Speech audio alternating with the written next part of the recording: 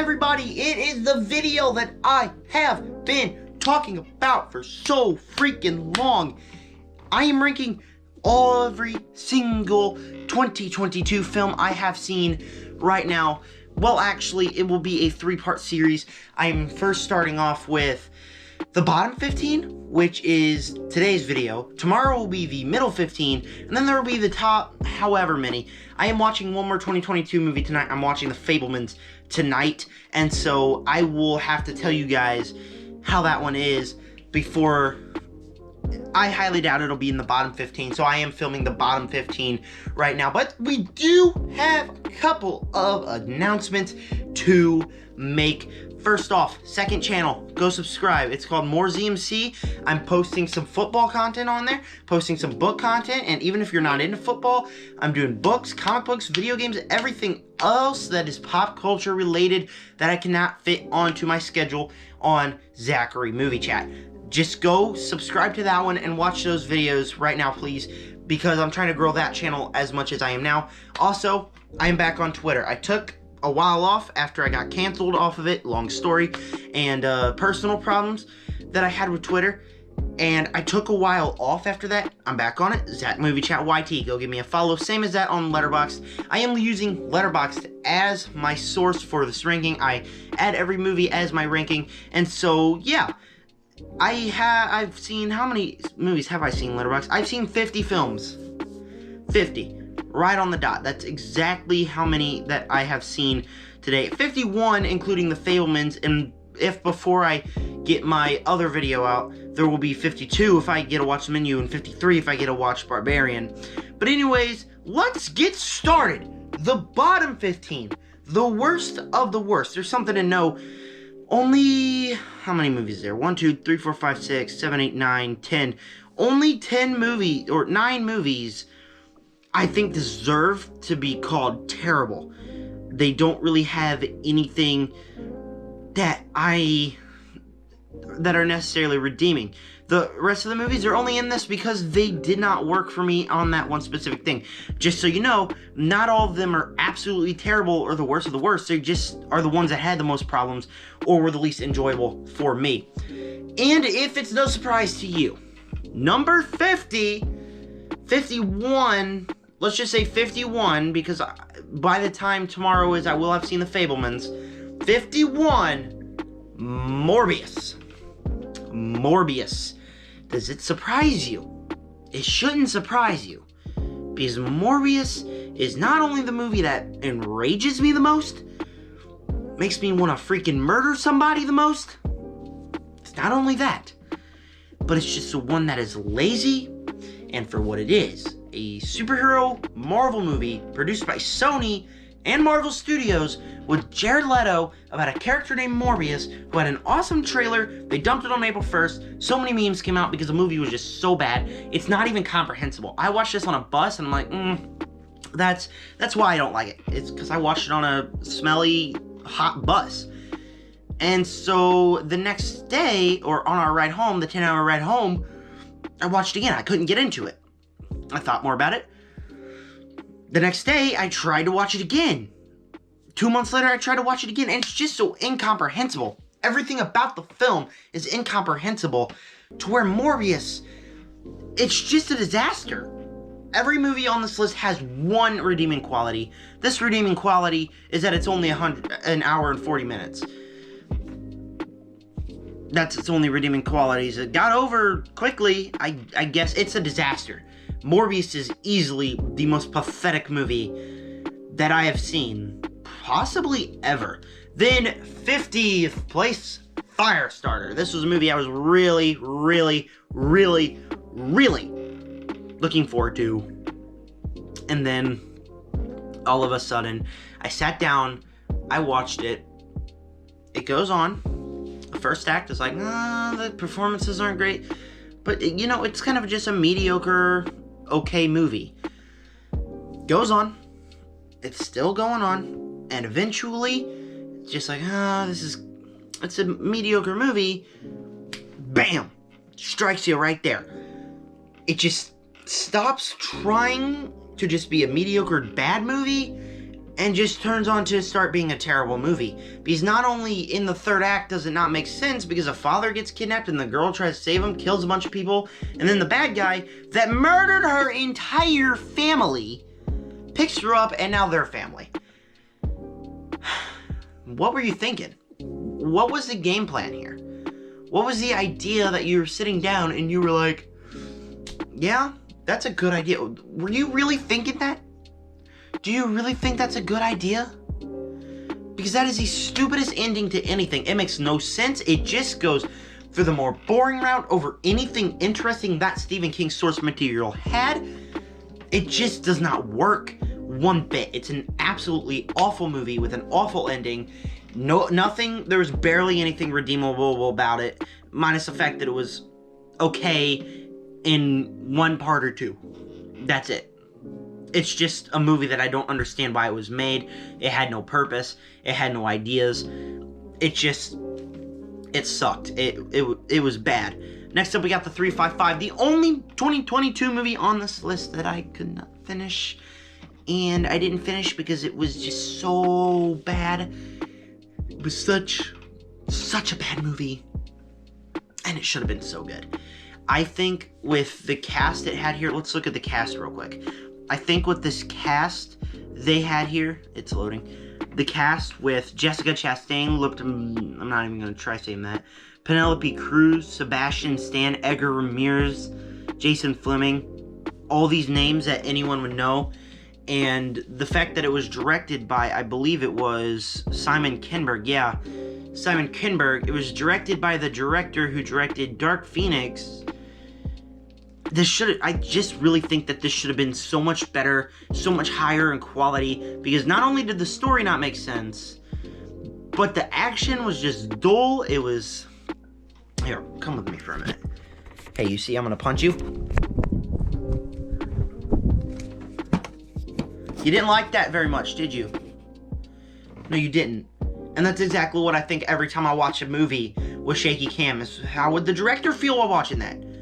Nobody would feel good while watching this. And so it was almost incomprehensible in a way. Just a terrible script. So much wasted talent. I was really looking forward to this movie, and I just walked away from this one like that was absolutely a steaming pile of crap. The Unbearable Weight of Massive Talent. And this is one that, for me, personally, I was really looking forward to. And this is a one that I think that my personal dilemmas got in the way of my enjoyment. The one on this list that is on the bottom 10 because of my feelings, not like a technical feeling. It's just not for me. It was cool when we had Nicolas Cage and Pedro Pascal hanging out. That was cool. That was alright. What was not cool was the fact that the film just dragged on and was boring, and it tried to go in an action way, and it doesn't work. I just felt bored by this. I don't even know if it, like, in a technical term, in a critic term, if I can say this is a bad movie, because in my opinions, it was just a boring movie. And I know a lot of people loved it. It was just not for me. I just sat down and I just felt absolutely bored by this film. I shouldn't have. I should have loved it. I don't know. If I ever give it another chance, maybe it'll bump up. Maybe it'll be out of my bottom 10. I just could not get into the film. I felt very bored by it. Sneakerella. Why is this in the bottom 10 again? I don't know. Originally, this was up fairly high on my list. I am really confused why this out of anything's in my bottom 10. Because this out of anything in my bottom 10 is a movie that I just can't say was something that was absolutely terrible in technical terms. It's a Disney Channel movie, obviously. It's a stupid Disney Channel movie that tries to copy Cinderella. It's fun in some ways, I guess.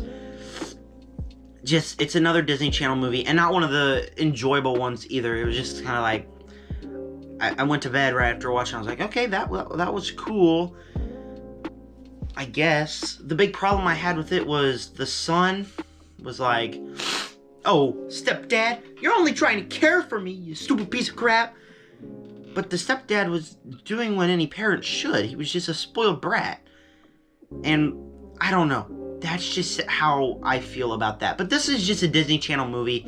Out of this, in my opinion, I don't really think it deserves to be in the bottom 10, but compared to the rest of the movies, this was just a movie that I constantly keep forgetting I watched, and that's why it wound up on the bottom 10, and in the bottom 5, actually. How was Sneakerella? Okay, I think I really gotta edit that. I think Sneakerella would be...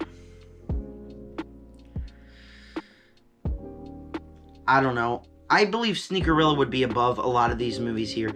Again, this list is always based on how I'm feeling in a day. If I love a movie, then it'll be up high. If the next day, like, it starts to fade away, I will move it a bit lower. This movie was just one that I didn't even remember. And if you tell, my surprise when I got on there and I was like, Sneakerella is a movie that in my bottom 10, that surprised me.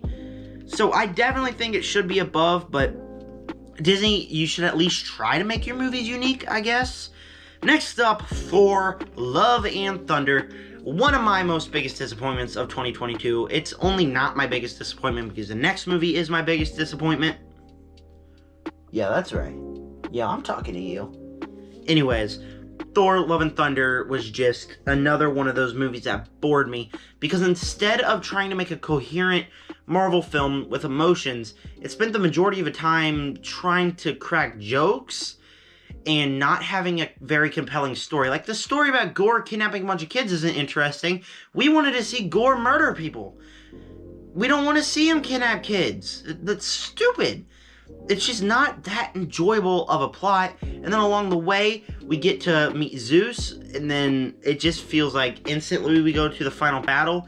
And it's just a movie that I just could not get into because of how stupid it is, how goofy it is, how nonsensical it is. And then my big problem here, and I know I might get canceled on Twitter right as I got uncanceled technically. The majority of the movie is just characters walking around saying, "Oh, we're gay. I like women. I like boys." That's a lot of the movie, and I definitely had to get up and walk around the theater a couple times because I was just so bored by the most uninteresting story inside the MCU. I don't know, this is a movie that I wanted to rewatch, I just never could because it just makes so many bad decisions. Sean Chandler said it best, why cast Christian Bale, who's a drama actor, in the stupidest movie possible and have him kidnap kids? It makes no sense. This was just a movie that I was looking so much forward to, and it just punches me right in the balls and makes me fall to the ground and like, oh, Marvel, what are you doing? Obviously, 2022 was not a good year whatsoever for Marvel. Halloween Ends. The final Halloween movie, in case you can't tell by me staring Michael Myers down. The movie sucked. The movie was terrible. Not only, it was like, okay, let's make a final battle between Laurie and Michael, but let's also try to give it a legacy for Michael. And so it kind of had these interesting ideas of Michael's evil that he spread through this town, going on through the town, keep going through the town. And that had some very, very good ideas. And then guess what happened? They killed off Corey, killed off any interesting ideas. But before that, Corey pushes down Michael Myers, steals his mask, and the only kills we get in the movie were of Corey. Michael has 5 minutes of screen time in his final movie. That is disrespectful. Don't you agree, Michael? Michael, you gonna answer me, Michael? That is just very disrespectful to the character. I can see what they're trying to do, build a legacy, maybe even try to find a way to continue on the franchise, but it does not work whatsoever. I definitely, after watching this movie, I was pretty much done with Halloween. I was like, okay, Halloween season's over. Sure, we got 10 days left. I just could not get into any more horror films. I cannot be interested in any more horror films. It just really disappoints me by how bad this movie turned out to be. Next up after Halloween Ends is Super Pets, DC League of Super Pets. And you might be wondering, why'd I switch to a piece of paper? Well, the answer is my phone died mid-recording, so there you go. My phone is dead. So for the rest of this video, I will be doing it off a piece of paper. But anyways, DC League of Super Pets. This is a movie that I was cautiously excited to watch. And then I just could not get into the movie. I think because the superhero stuff wasn't all that interesting. It was another hamster, gerbil, or whatever the frick the thing is, going, "Mwah! World domination!" Then Lex Luthor betrays it, blah, blah, blah, whatever. Another superhero movie. That's what this one kind of felt like to me. Now, it was cute occasionally when, like, the Super Pets were interacting with Keanu Reeves and John Krasinski as superheroes we all know and love. I don't really know why this one's so low. It's mostly because I, as a whole, just could not get that interested into it. I really should have gotten that interested in it, but I couldn't. I don't know why. I think it's just because it's just not that interesting as a whole. The best things about this movie were the characters were standing around talking to one another with the voice cast. That was the best thing. That was the most entertaining thing about this movie. And there's another movie that is in this video right here that I will also say the same thing about. That I don't understand why I don't like it. I guess I just wasn't in the mood for it. And so, therefore, it ended up in the bottom 10 because I just wasn't in the mood to watch it. Next up, almost capping out our bottom 10. I really wish it did because this next movie I don't think deserves to be in the bottom 10. This one is Where the Crawdads Sing. Now, at first it kind of pulls a fire starter. Let's be a little interesting, you know, kind of get into the shallow water first, interest you in the characters. But unlike Firestarter, where it just keeps being that, it just goes, okay, let's learn another thing we already knew. Let's learn another thing we already knew about the mystery. Oh, you want to see this lady that nobody loves do it? You want to see her do it again? Because nobody loves her, you know, that there's not a reason that there's 4 sex scenes in the movie. Yeah. 4 sex scenes in the movie. Oh, but nobody loves a swamp girl. Don't you ever forget it. It just... Why? Why? That's my only question is... Why? Why was this a thing? And then we get to the ending. And you know what? Like I say, you don't got an intriguing first 2 acts, but you get to stick the landing, I'm gonna like you. You know what the reveals are? The reveals are that we get no reveals. There's not a single reveal here. It's a guessing game. The end of the movie, we get to, oh, she didn't do it. Yeah, no duh. Who did? Oh, no one cares about who murdered him anymore. As long as the ugly swamp girl that nobody likes didn't do it. Why? I guess I could see that the director was kind of like, or the book or whatever the heck it followed, was kind of like, okay, here's what we're going to do, guys. We are going to make this a character study to where the reader's like, oh, it's interesting. Who did this and who did that? And then you sit back and you're like, that's not how you do it. You don't have any intriguing reveals. Your movie is barely intriguing. And your story sucks. The movie, I just cannot get behind how dull this was. And I bought it on Black Friday for like $2. I want my $2 back. Simple as that. I just want my $2 back. And rounding out our bottom 10, the movie I really don't feel like should be here is Black Adam. Now, in one part, I enjoyed the film for what it was, which is a superhero clashing it out with Black Adam. That was cool. The whole Justice Society of America, pretty neat. Dr. Fate, played by Pierce Brosnan. Hawkman, Atom Boy, I forget his name. I do have his action figure around here somewhere, but I got him for Christmas. Anyways, we got the Atom Man, Atom Smasher, that's his name, Atom Smasher. We got Whirlwind, we got Black Adam, and having them duke it out on screen was pretty fun. It was pretty fun, pretty enjoyable for the movie this was. And then we keep going on, and eventually it just feels too long, and you just get old of it real quick. I was sitting back, and I was like, okay, you can get on with the story. Just get on with the story. It definitely should have been 20 minutes shorter, but the icing on the cake here is, for the, 5th DCEU movie, we get a demon as a villain. I'm tired of it. I'm tired of having villains being demons. Shazam! I believe Birds of Prey kind of had that element. Black Adam, they all have demons. Just demons that drag things from hell, insert them into their body, and they're not interesting villains at all. And that's just the icing on the cake to where at the end of the movie, it's like, okay, I'm kind of done with this one. It left a very sour taste in my mouth. I walked out of the theater severely disappointed from Black Adam. It should have been so much better. And for the first 2 acts, it was so much better, and then it just got boring and capped it off with a demon villain. Again. Moving right along out of our bottom 10, and this is the other movie, like Super Pets, it's Sonic 2. I can't really explain why I didn't like this movie. It's very difficult for me to explain. I think it was because I just wasn't in the right mood. I sat down, I was excited to watch it, and for one part it was very fun, like the ending. The ending kind of worked. The third act really worked for me. But the first 2 acts was like, okay, this is fun and all, but what's the purpose here? Fun fact, there was no purpose. And so, while it was like a fun movie, I just could not get invested in the story or invested in the movie until the ending, where it actually got fun. The thing about the first Sonic is that it always is fun. Every character has got a fun reaction.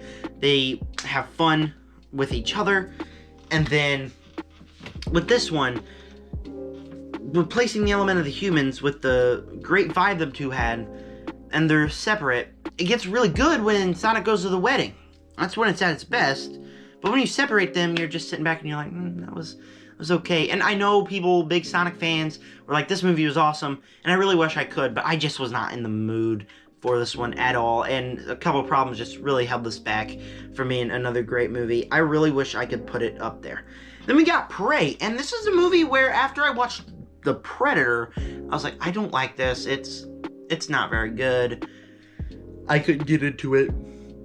It was boring, the first one. And then this one, I was really excited for it because not only was it directed by Dan Trachtenberg, the director of one of my favorite movies of all time, 10 Cloverfield Lane. The trailers looked awesome. The action looked awesome. Everything looked awesome. And when I sat down to watch it, it was kind of like the movie I watched last night, Megan, where I was very excited to watch it, and the majority of it was kind of a slow burn, inching us into the bad guy, inching us there, to where it just gets so boring, you couldn't even get excited for the ending. And the ending here didn't even really work for me. It was just, she finds a way to beat the Predator, just like that.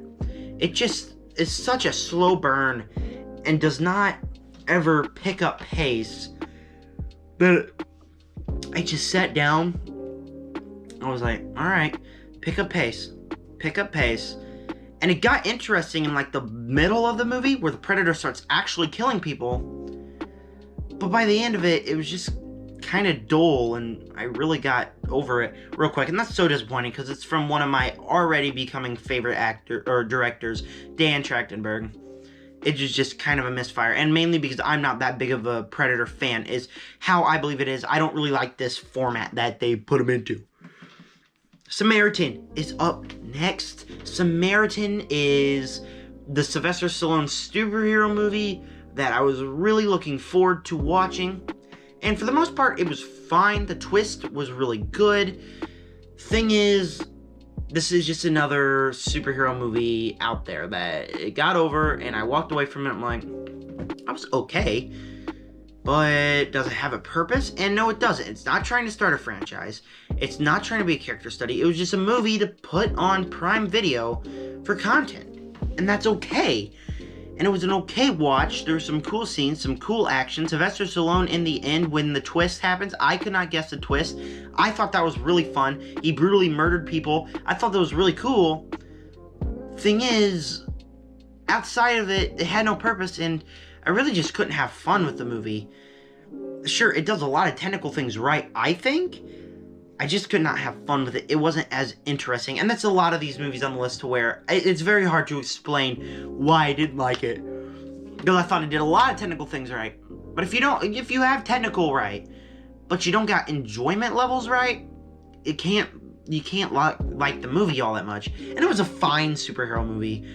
It's just something that is just there. Second to last movie that we are going to talk about on this list, Pinocchio. And this is a movie that just makes me go, why? Why is this a thing? What's its purpose? Its purpose is not anything. It's just another thing for Disney to push out, to poop out. That's all it is. Like, what are you doing? The animation looks creepy in this world. Your voice cast is good, but you don't really got anything all that. It's just like a movie that's for young kids to sit down and watch. And lately, in 2020, right when I first started my channel, I used to say, yeah, that's a good thing. More recently, it just feels like Disney's not even trying to make good movies. It just feels to me like they're just trying to shove as much content out as possible, and Pinocchio did that. Now, there was an occasional good thing. Like I said, the cast was okay, and watching it with my brother, there was some enjoyment here. I enjoyed a little bit of it. It's just, when you talk about movies like this, you just gotta sit down, you just gotta think to yourself, is there a purpose for this? Is there a purpose for this purposeless remake? The answer is no. There is not a single purpose for this film, and that just severely disappoints me, because there should have been a real purpose for this. Disney just needs to stop making these remakes. And it had such a stacked cast. Tom Hanks, I believe Keegan-Michael Key is in here. It was directed by, I can't think of his name right now, but a very, very famous director who's directed some of the biggest, best movies ever, and this is what they come up with. An enjoyable movie for people like me who just like laughing at stupid movies, but on a technical term, on any other term than little kids or people that like making fun of movies like me, what was the point of it? Exactly. You can't find one, because there's not for Pinocchio from Disney, the live action remake. Moving right along, our final movie for this video, The Munsters. Now this is one that I was just like, this is stupid. That was just absolutely stupid. Way, outside of the stupidity, it was fine. Like, the cast here is pretty good. It just had a straight and narrow story. It was genuinely entertaining, and because of how dumb it was, because of how stupid it was, I just had a lot of fun sitting down and watching this movie. And with my family on Halloween, it's just an okay watch as a family. That's what the movie is. And when critics are saying that they were just bashing it, it's because I don't think they understand the purpose of Rob Zombie. Sure, this movie doesn't have a purpose. It's not trying to be good. It's just a stupid movie that I had fun with. And that's all this movie is. I'm just saying I had fun with it. Now, the story makes no sense. The way the movie ends, Herman's like, I'm rich! Credits! The cast was okay. The budget sucked, because there's one part where they clearly ran out of money. So they're like, let's draw stuff now. And it wasn't even good drawings. That's so funny. And obviously, a lot of people are big fans of Munsters and probably would be embarrassed to see this. For me, I was always an Addams Family person. I haven't even watched the original Munsters. So for this one was just a stupid fun movie. I can understand why people are getting mad. This was like one of the most stupidest movies I've ever seen. But it was stupid in a fun way. Alright, next couple days, we got the next two parts of it. Go ahead and subscribe to watch those videos. Thank you for clicking on this one. And with that said, stay tuned. Thank you guys. Peace out.